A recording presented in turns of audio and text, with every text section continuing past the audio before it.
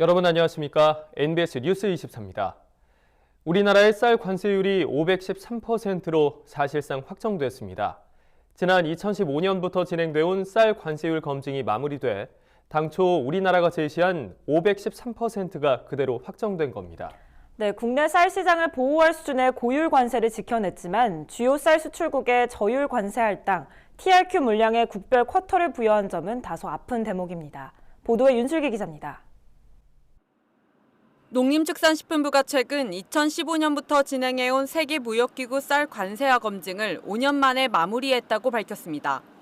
협의 결과 우리나라 쌀 관세율은 513%로 사실상 확정됐습니다. 당초 우리가 주장했던 쌀 관세율 513%를 그대로 유지하기로 상대국들과 최종 합의했기 때문입니다. 쌀 관세율 검증 협의의 발단은 1995년으로 거슬러 올라갑니다. 당시 모든 WTO 회원국은 관세화를 통해 농산물 시장을 개방했습니다. 하지만 우리나라는 국내 쌀 시장을 보호하기 위해 쌀의 관세화를 유예시켰습니다. 2014년까지 20년간 두 차례에 걸쳐 관세화를 유예시키는 대신 저율 관세 할당, 일명 TRQ 방식을 통해 일정 물량의 쌀을 의무적으로 수입해왔습니다. 하지만 2014년 이후로도 관세화를 추가로 유예하려면 TRQ 물량을 더 늘려야만 했습니다. 이에 당시 정부는 관세화를 선언하고 관세율을 513%로 높게 산정했습니다. 그러자 우리나라의 쌀을 많이 수출하는 미국이나 중국 등 5개 나라는 쌀 관세율이 너무 높다며 이의를 제기했습니다. 이에 정부가 지난 5년 동안 이들 국가와 협의를 진행한 겁니다. 그 결과 관세율 513%와 TRQ 물량은 그대로 유지하기로 최종 합의했습니다.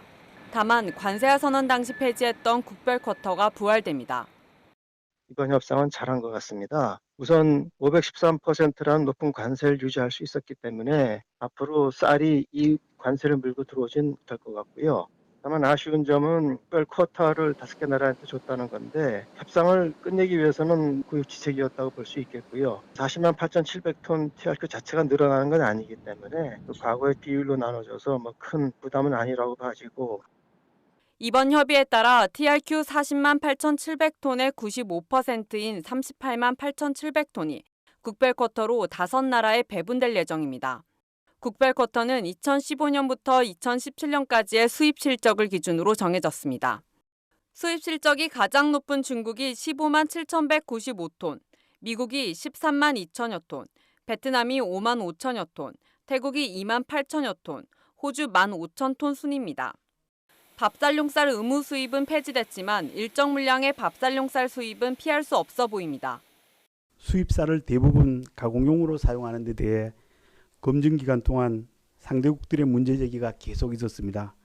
또한 수입 쌀의 가공용 제한은 WTO 내국민 대우 규정에 위반된다는 것이 대부분 통상 전문가들의 의견입니다. 이런 점들을 고려할 때 소비자 시판용 쌀의 일부 수입은 불가피하다고 할 수 있습니다. 농민들은 513%의 높은 관세율을 언제까지 유지할 수 있을지 불안하다고 말합니다. 정부가 WTO 개도국 지위를 포기한 점이 향후 쌀 관세율에 영향을 주지 않을까 하는 우려 때문입니다. 농식품공산 관계자의 노력은 인정합니다. 하지만 협상 내용은 한시적인 조치에 불과하다고 우려가 되고 정부가 지난 10월 달에 WTO 개도국 지위를 포기했습니다. 후노 협상이 재개된다면 현재 513% 고율 관세를 유지하는 것도 실질적으로 불가능하다고 보여집니다. 이에 대해 정부는 쌀 관세하는 우루과이 라운드 협상 결과를 이행하는 것으로 차기 WTO 협상 결과가 적용될 때까지 513% 관세율은 그대로 유지된다고 설명합니다. 또한 현재로선 차기 협상이 언제 열릴지 알 수 없지만 만약 협상이 시작되더라도 국내 쌀 시장을 보호하기 위해 최대한 노력하겠다고 밝혔습니다. MBS 뉴스 윤슬기입니다. 정부의 자치분권 종합계획에 따라 내년부터 일반 농산어촌 개발 등 상당수 농업농촌 사업이 지방으로 이양될 예정입니다. 하지만 지자체별로 재정 불균형이 심화될 것으로 보여 지방 이양 사업의 규모가 위축될 수 있다는 우려의 목소리가 높습니다. 이현경 기자가 보도합니다. 일반 농산어촌 사업 등 내년부터 지방으로 이양되는 사업이 위축될 수 있다는 우려가 제기됐습니다. 정부가 추진 중인 지방분권은 지방 소비세율 확대를 통해 지방 재정을 확충하는 방식이어서 인구가 많은 수도권 지방자치단체에만 돈이 몰리게 될 가능성이 높습니다. 상대적으로 인구가 적고 낙후된 농촌 지역은 재정 불균형으로 인해 농업 분야 투자가 타격을 받을 수 있다는 겁니다. 정부가 국고 보조로 추진해온 농업 농촌 사업 중 내년에 지방으로 이양되는 사업의 재정 규모는 7,700억 원에 이릅니다. 정부는 국가균형발전특별회계에서 지원했던 이들 사업을 앞으로 지역에서 주관하도록 하면서 지방 소비세율을 현행 15%에서 2020년 21%로 인상해 지방 재원을 확충해 주기로 했습니다. 국세로 거둔 부가가치세의 21%를 지방에 배분하겠다는 겁니다. 하지만 지방 소비세가 각 시도의 소비 지출액을 기준으로 산정 지원되다 보니 가중치를 적용해 보정을 거쳐도 인구가 많고 구매력이 높은 지역은 재원이 넉넉해지는 반면 갈수록 인구가 줄고 고령화되는 농촌 지역에선 돈 가뭄을 걱정해야 하는 상황입니다. 농촌 지자체를 중심으로 이 같은 우려가 커지자 정부는 기존에 추진해온 균특 사업 예산을 앞으로 3년간 그대로 보존한다는 방침입니다. 지방 소비세율 인상으로 늘어나는 지방재원 약 8조 5천억 원 가운데 일반 농산어촌 사업을 포함한 균특 사업 예산 3조 6천억 원을 기존 사업에 우선 배분하는 방식입니다.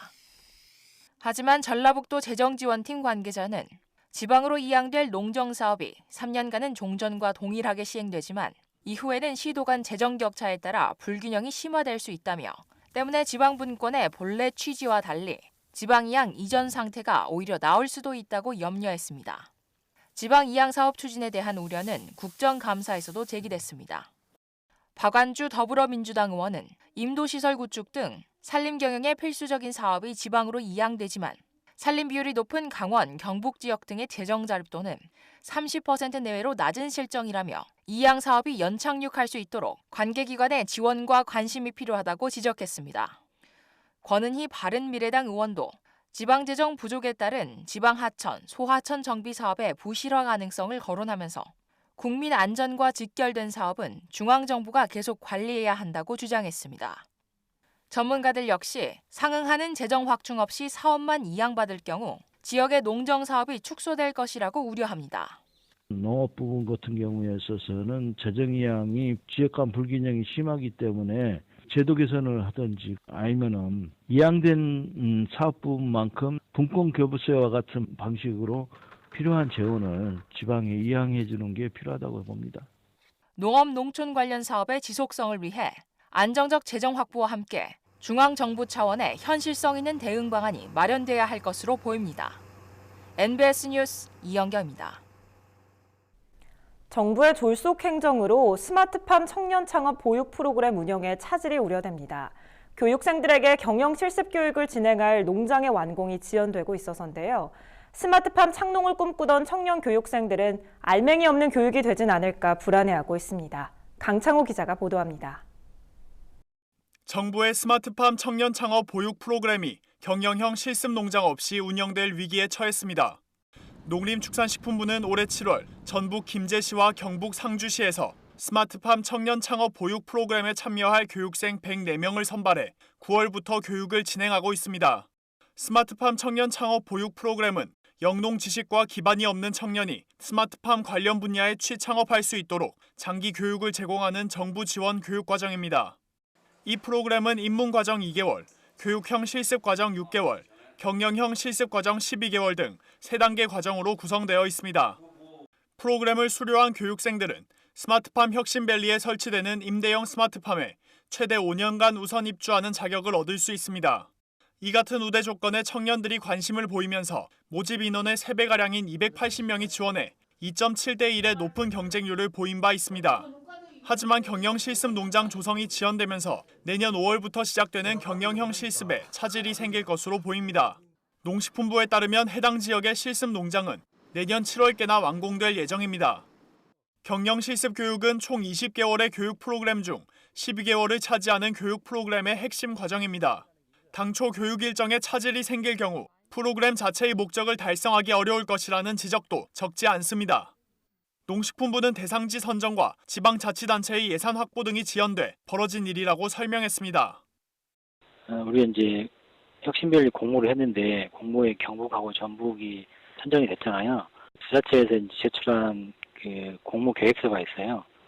그 계획서대로 진행이 됐으면 문제가 없는데 부지를 확보하는 협의 중에 좀 지연이 됐어요.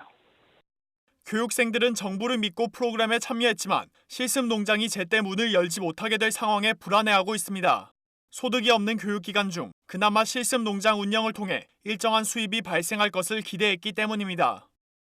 교육 과정에 앞서 농림수산식품교육문화정보원은 경영 실습에 참여하는 동안 농지원부 등재가 가능해 월 최대 100만 원의 청년농 영농 정착금 지원 대상이 될 수 있다고 명시했습니다. 하지만 경영 실습 농장 조성이 지연되면서 정착금 지원 역시 차질이 빚어지게 될 전망입니다. 정착금 지원이 지연될 경우 교육생들의 경제적 어려움이 가중될 수밖에 없습니다. 국회 농림축산식품해양수산위원회도 2020년 농식품부 소관 예산안 검토 보고서를 통해 스마트팜 청년 창업 보육센터의 관리 부실을 지적했습니다. 그러며 실습 농장 건설 일정을 고려하지 않은 성급한 교육 프로그램 운영으로 인한 교육생 피해 발생을 최소화할 수 있도록 사업 관리를 강화할 필요가 있다고 주문했습니다. 기본 시설조차 마련하지 않은 채 교육생부터 모집한 정부의 졸속 행정으로 청년들만 피해를 고스란히 떠안게 됐습니다. MBS 뉴스 강창호입니다. 가을 배추와 가을 무 생산량이 평년보다 감소하면서 김장 비용이 예년보다 다소 높아질 것으로 전망되고 있습니다. 김장을 앞둔 가정들은 부담이 될 수밖에 없고 소외계층의 부담은 더 커질 전망인데요. 이런 상황에서 충남 예산에서는 농협 주도로 소외계층에게 김장을 전달하는 뜻깊은 김장 담그기 행사가 열렸습니다. 우리 충남에서 가장 아름다운 여성분들의 따뜻한 마음이 요 양념하고 이렇게 잘 어우러지면 정말로 맛있는 김치가 되겠죠.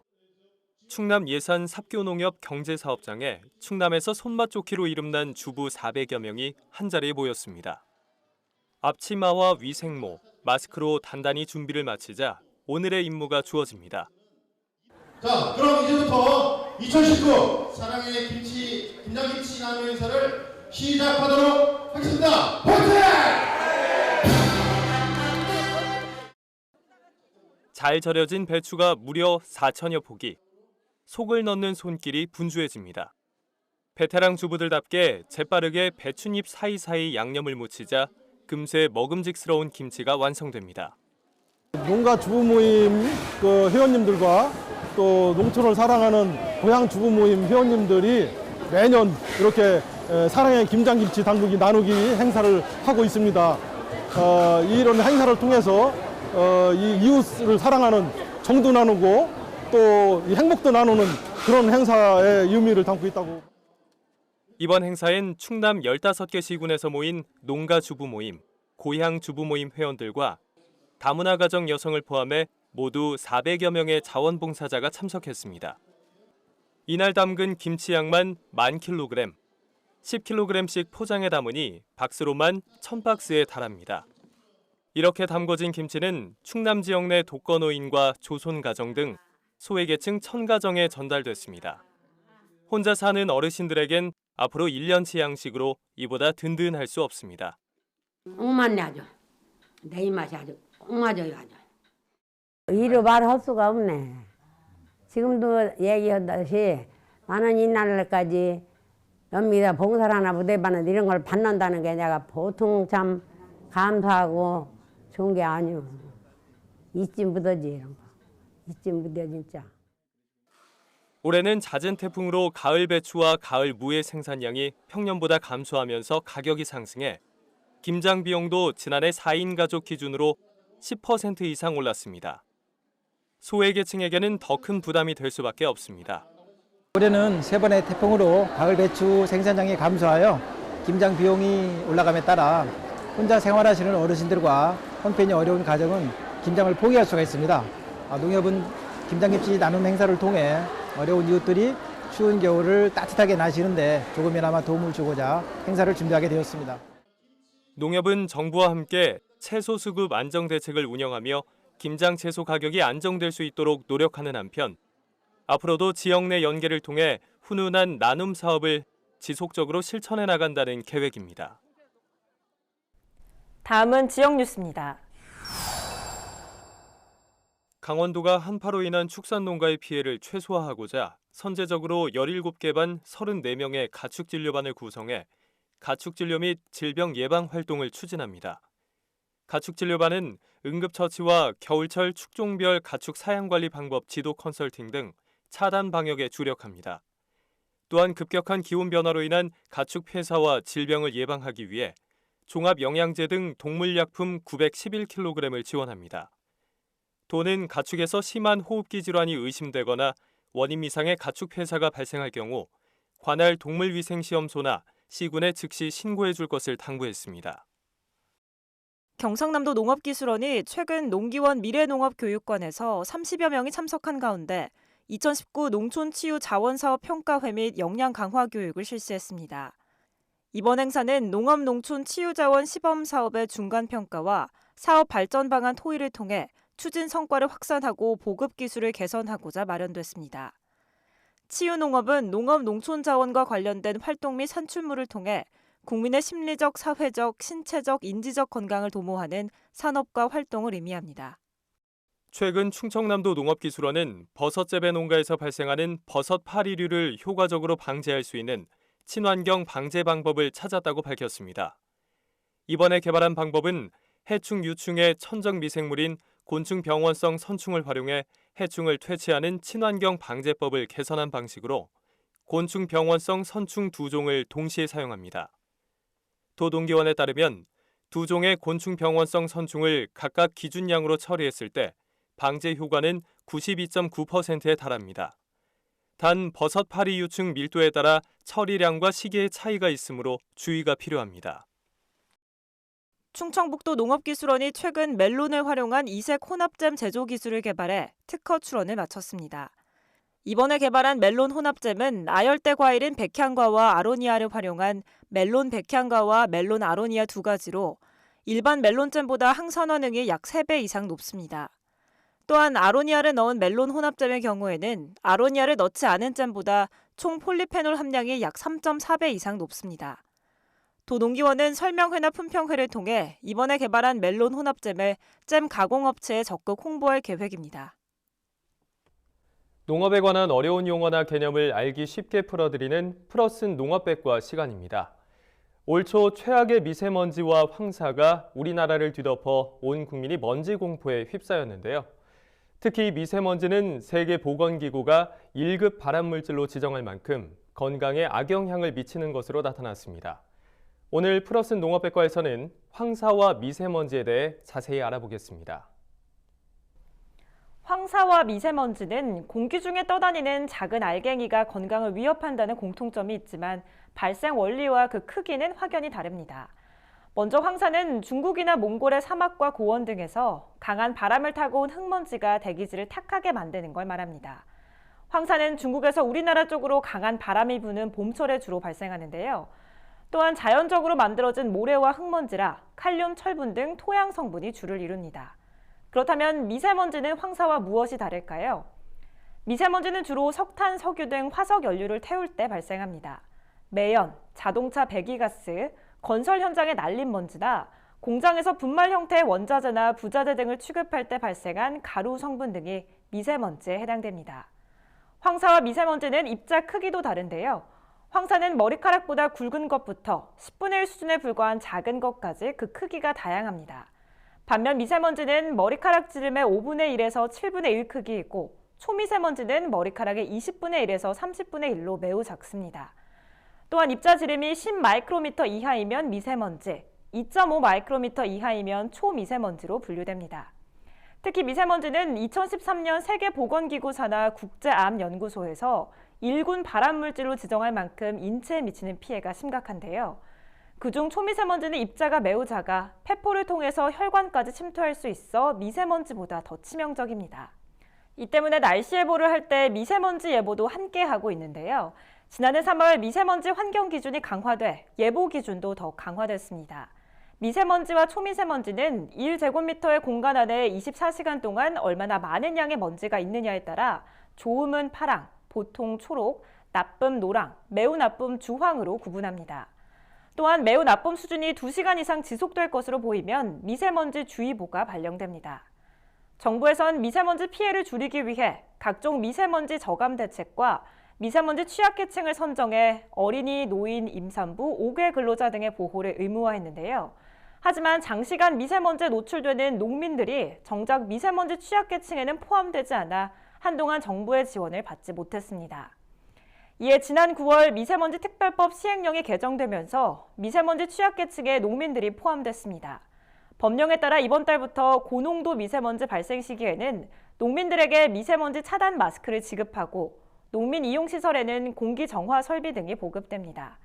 또한 장기간 방치된 영농 폐기물을 집중 수거하고 미세먼지 농도가 높은 시기에는 불법 소각 기동 단속반이 운영됩니다. 황사가 심하거나 미세먼지 농도가 높은 날엔 외출을 자제하는 게 가장 좋은데요.